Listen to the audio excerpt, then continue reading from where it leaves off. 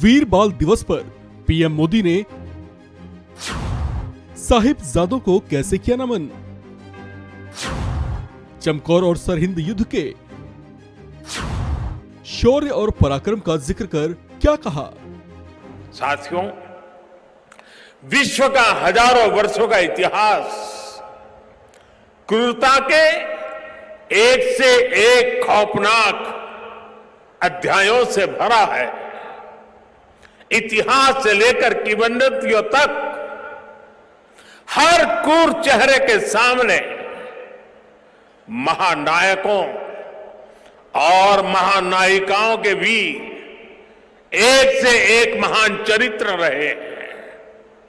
लेकिन यह भी सच है कि चमकौर और सरहिंद के युद्ध में जो कुछ हुआ वो भूतो न भविष्यति था।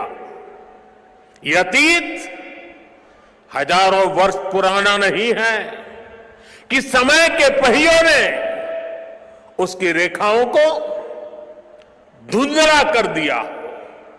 ये सब कुछ इसी देश की मिट्टी पर केवल 3 सदी पहले हुआ। एक और धार्मिक कट्टरता और उस कट्टरता में अंधी इतनी बड़ी मुगल सल्तनत, दूसरी ओर ज्ञान और तपस्या में तपे हुए हमारे गुरु, भारत के प्राचीन मानवीय मूल्यों को जीने वाली परंपरा, एक और आतंक की पराकाष्ठा, तो दूसरी ओर अध्यात्म का शीर्ष, एक और मजहबी उन्माद, तो दूसरी ओर सब में ईश्वर देखने वाली उदारता।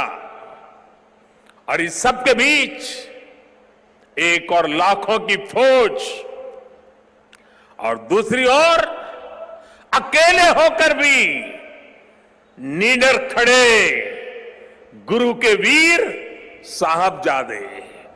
ये वीर साहबजादे किसी धमकी से डरे नहीं, किसी के सामने झुके नहीं।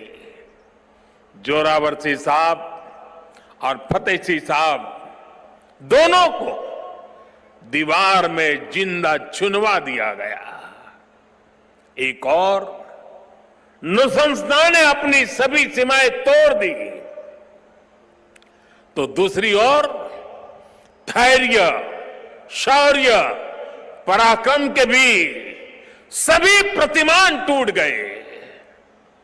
साहिबजादा अजीत सिंह और साहिबजादा जुझार सिंह ने भी बहादुरी की वो मिसाल कायम की जो सदियों को प्रेरणा दे रही है। भाइयों और बहनों, जिस देश की विरासत ऐसी हो, जिसका इतिहास ऐसा हो,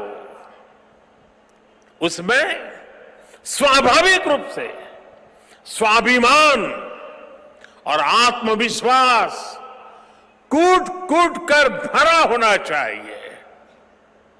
लेकिन दुर्भाग्य से हमें इतिहास के नाम पर वो गढ़े हुए नैरेटिव बताए और पढ़ाए जाते रहे, जिनसे हमारे भीतर हीन भावना पैदा हो।